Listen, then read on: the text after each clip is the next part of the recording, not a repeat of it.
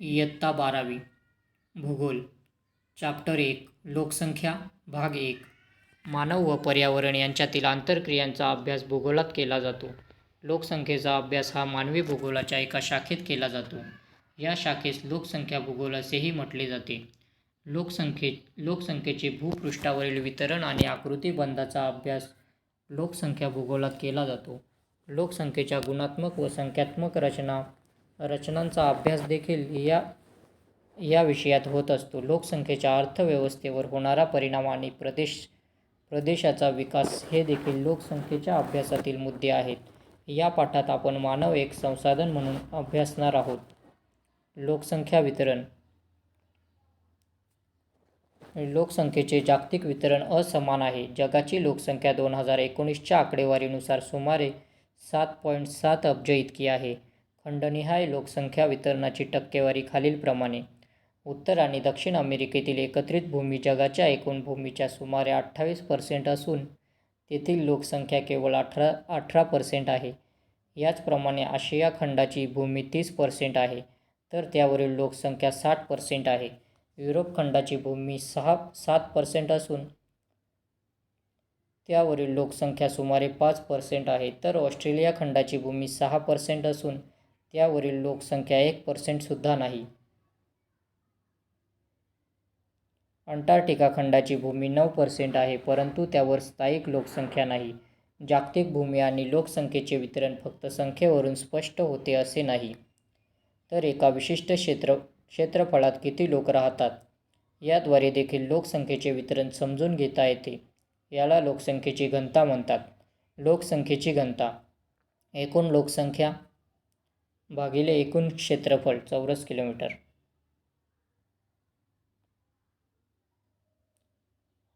जागतिक लोकसंख्या वितरणाचा आकृतिबंध.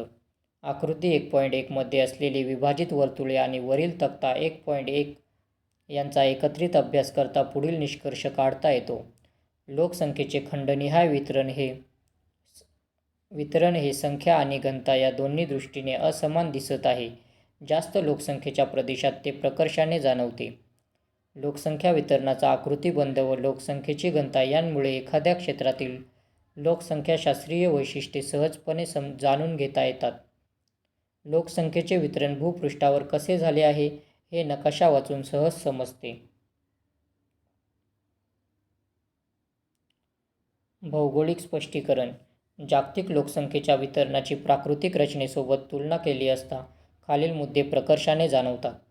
बर्फाच्छादित प्रदेश. उत्तर व दक्षिण ध्रुवालगतच्या प्रदेशात लोकसंख्या फारच कमी आढळते.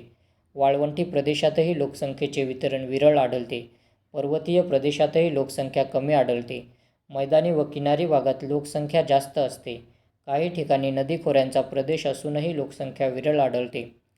उदाहरणार्थ ॲमेझॉन नदीचे खोरे. याचाच अर्थ प्राकृतिक रचनेशिवाय इतरही घटक लोकसंख्या वितरणावर परिणाम करतात. उदाहरणार्थ वने. लोकसंख्येच्या वितरणावर परिणाम करणारे भौगोलिक घटक. लोकसंख्या वितरणावर परिणाम करणारे काही प्राकृतिक व मानवी घटक दिले आहेत. तक्ता 1.3 मध्ये देशांची किंवा प्रदेशांची योग्य उदाहरणे देऊन तक्ता पूर्ण करा. सुलभतेसाठी 2 उदाहरणे सोडवून दिली आहेत. खालील घटक लोकसंख्येच्या वितरणावर परिणाम करतात. प्राकृतिक घटक.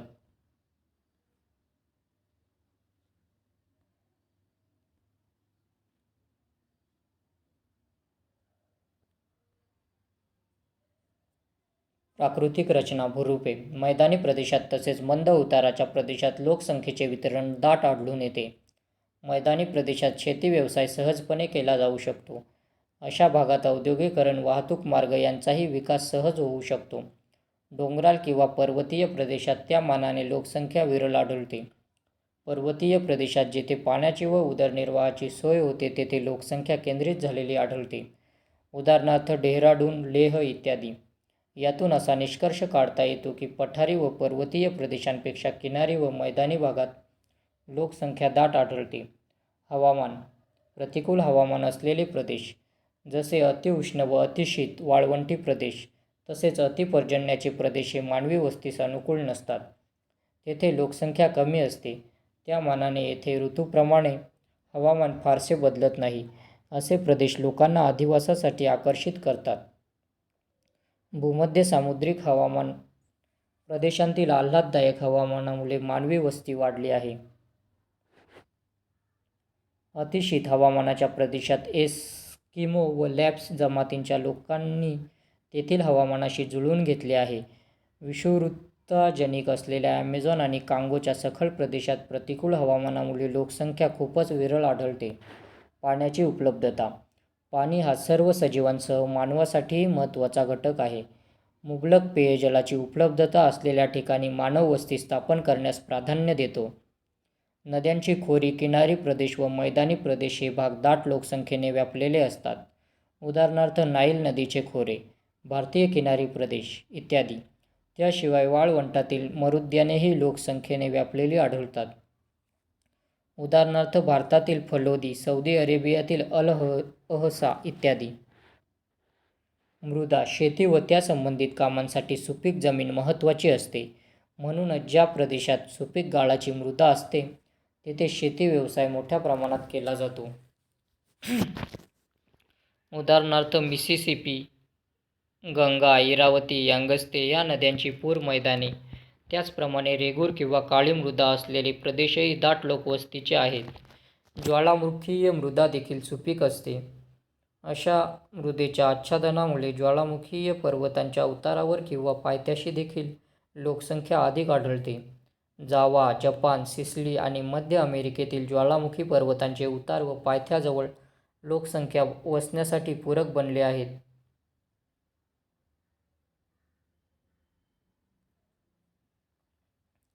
परंतु सुप्तावस्थेतील ज्वालामुखीचे उद्रेक झाल्यास या वस्त्या आपत्तिग्रस्त होतात. तेथे वित्त व जीवितहानी होऊ शकते. उदाहरणार्थ आकृतीमध्ये ज्वालामुखीच्या उद्रेकानंतर बाली येथील अंगुक पर्वत प्रदेशातील लोक तो परिसर सोडताना दिसत आहेत. मानवी घटक. शेती. खत व जलसिंचन यांचा वापर केल्याने शेतीच्या उत्पादनात वाढ होते. त्यावर अधिक लोकसंख्या पोसली जाऊ शकते.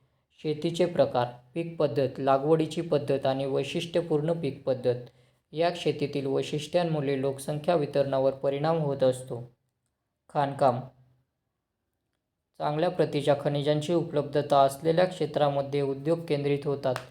खाणकाम आणि उद्योग या व्यवसायांमुळे या प्रदेशात रोजगार निर्मिती होते. अशा उद्योगांना लागणाऱ्या कुशल अकुशल कामगारांच्या वस्त्या अशा परिसरात वाढतात. असे प्रदेश दाट लोकसंख्येचे बनतात. झांबियातील कटंगा तांबे खनिज पट्टा तसेच भारतातील छोटा नागपूर पठारी प्रदेश याशिवाय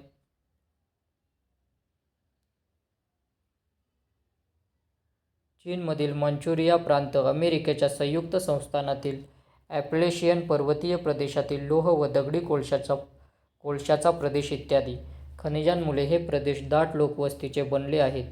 काही खनिजांचे मूल्य एवढे जास्त असते की विषम नैसर्गिक परिस्थिती असताना देखील अशा प्रदेशात खनिजांचे उत्पादन घेतले जाते. अशा भागात लोकवस्ती दाट आढळते. असे प्रामुख्याने मौल्यवान व दुर्मिळ खनिजांच्या बाबतीत घडते, जसे सोने, खनिज तेल, वायू इत्यादी. उदाहरणार्थ ऑस्ट्रेलियातील वाळवंटी प्रदेशातील सोन्याच्या खाणीचा प्रदेश, नैऋत्य आशियातील वाळवंटात असलेले खनिज तेल उत्पादक देश. वाहतूक. आकृती 1.5 मधील उपग्रहीय प्रतिमांचा अभ्यास केल्यावर तुमच्या लक्षात आले असेल की रस्ते किंवा महामार्गामुळे एखाद्या क्षेत्रामध्ये लोकसंख्या वाढते. वाहतूक आणि महामार्गांमुळेही अशा प्रदेशांमध्ये जाण्या-येण्यास सुलभता असते. त्यामुळे लोकसंख्येची घनता वाढते. याउलट जर जाण्या-येण्यास कष्ट व वेळ पैसा अधिक लागत असेल तर अशा प्रदेशात लोकसंख्येची घनता कमी असते. आकृती 1.5 वरून हे स्पष्ट होते की या प्रदेशातून महामार्ग जात असल्यामुळे लोकसंख्येच्या घनतेत वाढ झालेली आहे. सागरी वाहतुकीमुळे नवनवीन भूमींचा शोध लागला.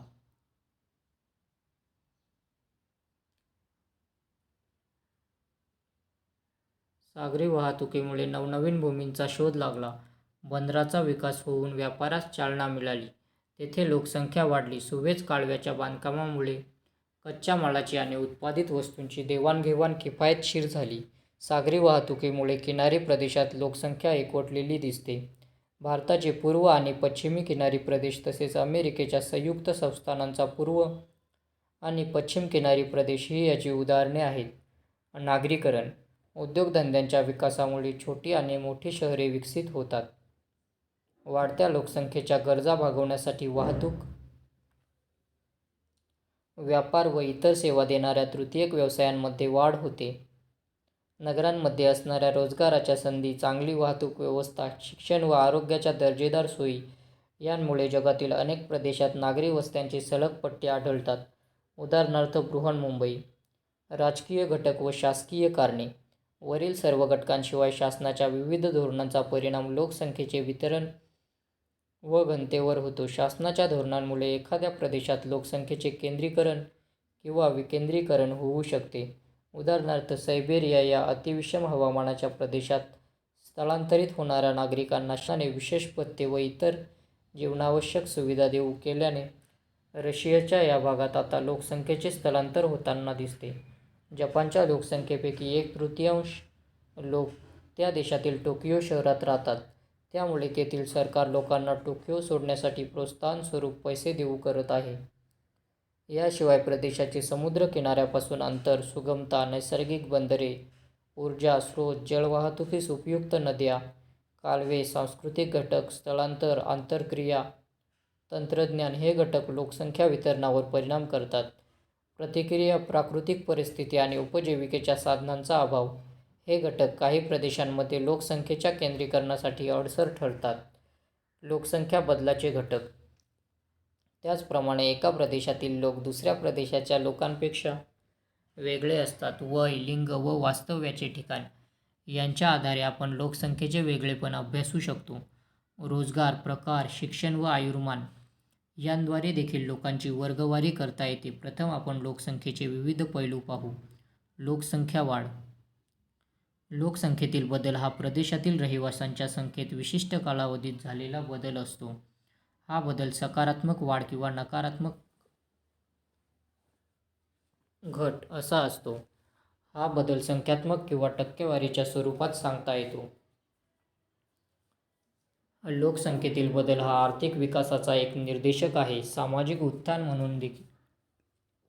म्हणून देखील लोकसंख्येच्या बदलाकडे पाहता येते. उदाहरणार्थ लोकसंख्या कमी असेल तर गरिबी कमी करणे शक्य आहे.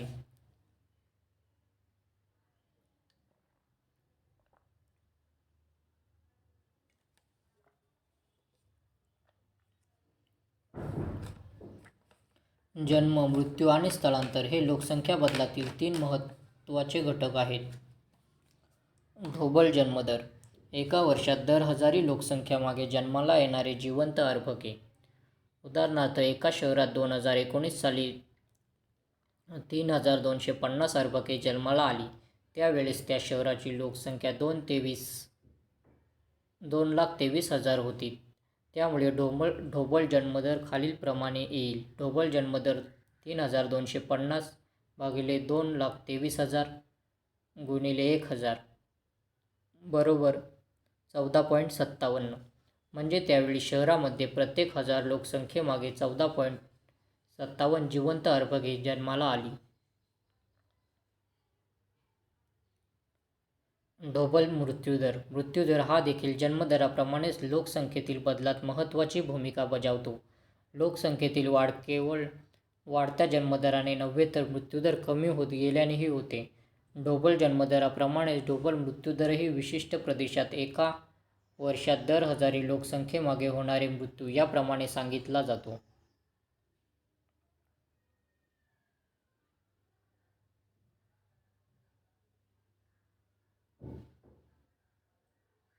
हे नेहमी लक्षात ठेवा. सामान्यतः जन्म व मृत्यू दरास ढोबळ दर म्हणतात.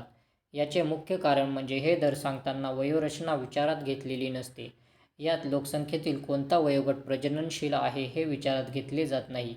तसेच प्रत्यक्ष जन्म आणि मृत्यूदर सांगताना देशाच्या लोकसंख्येतील वयरचना विचारात घेतली जाते. कारण जन्मदर आणि मृत्यूदर एकाच वेळी सर्व वयोगटांसाठी समान असतो. ढोबळ जन्मदर एका वर्षात जन्मलेल्या जिवंत अर्भकांची संख्या भागिले त्या वर्षीची एकूण लोकसंख्या गुणिले 1,000. ढोबळ मृत्यूदर एका वर्षात झालेल्या मृत्यूंची एकूण संख्या भागिले त्या वर्षीची एकूण लोकसंख्या गुणिले 1000. लोकसंख्या वाढ सध्याची लोकसंख्या वजा आधीची लोकसंख्या. लोकसंख्या वाढीचा दर लोकसंख्या वाढ भागिले आधीची लोकसंख्या गुणिले 100. लोकसंख्या वाढ आणि विस्फोट जन्म आणि मृत्यूदरामुळे लोकसंख्येत वाढ किंवा घट होते हे तुमच्या लक्षात आले असेलच. यावर आधारित तक्ता 1.5 पूर्ण करा. या तक्त्यात जन्मदर व मृत्यूदराच्या वेगवेगळ्या स्थिती दिल्या आहेत. त्यावर चर्चा करा. त्याच्या होणाऱ्या परिणामांचा विचार करून रकाना पूर्ण करा.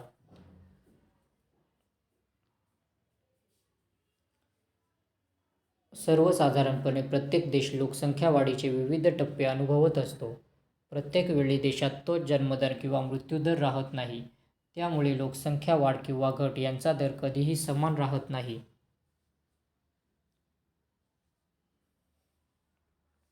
आर्थिक विकासाबरोबरच जन्मदर आणि मृत्यूदरातही फरक होताना दिसतो. यावर आधारित लोकसंख्या संक्रमण सिद्धांत मांडला गेला आहे. लोकसंख्या वाढीचा काळानुरूप कल हा संक्रमण सिद्धांताचा पाया आहे. या सिद्धांतानुसार प्रदेश काळानुरूप लोकसंख्या वाढीचे विविध टप्पे पार करीत असतो. यासाठी काही वर्षांचा कालावधी लागू शकतो. पहिला टप्पा अतिशय स्थिर. या टप्प्यात जन्मदर व मृत्यूदर दोन्ही अधिक असल्यामुळे लोकसंख्या वाढ स्थिर असते. जन्मदर अधिक असतो कारण जास्त मुले असणे चांगले अशी धारणा असते. या टप्प्यात देशाची आर्थिक स्थिती विकसित नसते. देशाची अर्थव्यवस्था शेती किंवा तत्सम प्राथमिक व्यवसायांवर अवलंबून असते. तुलनेने द्वितीयक व तृतीयक व्यवसायांचे प्रमाण नगण्य असते. शैक्षणिक संधी मर्यादित असतात. प्रजनन दर अधिक असतो. कुटुंबे मोठी असतात. विज्ञान आणि तंत्रज्ञानाचा विकास कमी झालेला असतो. स्वच्छतेचा अभाव, वैद्यकीय सुविधांचा अभाव, संसर्गजन्य रोगांचा जास्त प्रादुर्भाव तसेच कुपोषण यांमुळे मृत्यूदरही जास्त असतो. सद्यस्थितीत कोणताही देश या टप्प्यात राहिलेला नाही. दुसरा टप्पा आरंभीच्या काळात विस्तारणारा. विज्ञानाचा प्रसार व तंत्रज्ञानाच्या विकासामुळे वैद्यकीय आणि आरोग्यविषयक सेवांचा विस्तार होतो. रोगराईवर मात करण्यासाठी आणि त्यांना नियंत्रित करण्यासाठी प्रयत्न सुरू केले जातात. त्यामुळे मृत्यूदरामध्ये घट होते, पण जन्मदर स्थिर असतो. त्यामुळे लोकसंख्या झपाट्याने वाढत आहे. शेती व उद्योगातील उत्पादन वाढते. वाहतूक व्यवस्थेत वाढ होते. लोकसंख्या नियंत्रणासाठीचे प्रयत्न सुरू केले जातात. अधिक लोकसंख्या असणारे विकसनशील देश सध्या या टप्प्यातून जात आहेत. या टप्प्यात आकृती 1.7 मध्ये दाखवल्याप्रमाणे सर्वाधिक वाढ होत असल्यामुळे याला लोकसंख्या विस्फोट टप्पा असे पण म्हणतात. उदाहरणार्थ कांगो, बांगलादेश, नायजर व युगांडा हे देश सध्या या टप्प्यात आहेत. तिसरा टप्पा नंतरच्या काळात विस्तारणारा. दुसऱ्या टप्प्यात कमी झालेला मृत्यूदर आणखीन कमी होत असतो. तसेच जन्मदरही कमी होऊ लागतो. त्यामुळे लोकसंख्या वाढीचा दर कमी होतो, पण लोकसंख्या वाढत असते कारण जन्मदर हा मृत्यूदरापेक्षा अधिकच असतो. देशाच्या प्रगतीचा वेग वाढत असल्याने देशातील लोकांचे उत्पन्न उदरनिर्वाहासाठी लागणाऱ्या उत्पन्नापेक्षा जास्त असते. त्याचे राहणीमान उंचावलेले असते. गरिबी कमी होत असते. तंत्रज्ञानाचा विस्तार आणि उपयोग वाढलेला दिसतो. द्वितीयक व तृतीयक व्यवसायांचा विस्तार होतो. लोकसंख्येची शैक्षणिक पातळी उंचावते. कुटुंब नियोजनाचे महत्त्व लोकांना समजते. कुटुंबाचा आकार लहान होतो. ते देश या टप्प्यात येतात ते विकसनशील टप्प्यातून विकसित टप्प्याकडे जात आहेत. उदाहरणार्थ चीन. चौथा टप्पा कमी बदल दर्शविणारा. या टप्प्यात तिसऱ्या टप्प्यातील जन्मदर आणखीन कमी झालेला असल्याने राहणीमान उंचावते. देशाची आर्थिक स्थिती आणि नागरिकांचीही आर्थिक स्थिती सुधारलेली असते. द्वितीयक आणि तृतीयक व्यवसायांचा वाटा प्राथमिकपेक्षा खूप अधिक असतो. मृत्यूदरही खूप अधिक असतो कारण उच्चतम वैद्यकीय सुविधा उपलब्ध असतात. पटकी, प्लेग यांसारख्या साथीच्या रोगांचा नायनाट झालेला असतो. आरोग्याबद्दल लोक जागरूक असतात. जन्मदर मृत्यूदरापेक्षाही कमी झालेला नसतो, पण जवळजवळ सारखाच असतो. त्यामुळे लोकसंख्या वृद्धी अत्यल्प असते. उदाहरणार्थ अमेरिकेची संयुक्त संस्थाने हा विकसित देश या टप्प्यातून जात आहेत. पाचवा टप्पा ऋणात्मक वाढीचा टप्पा जन्मदर खूप कमी होऊनही मृत्यूदराशी समान होतो.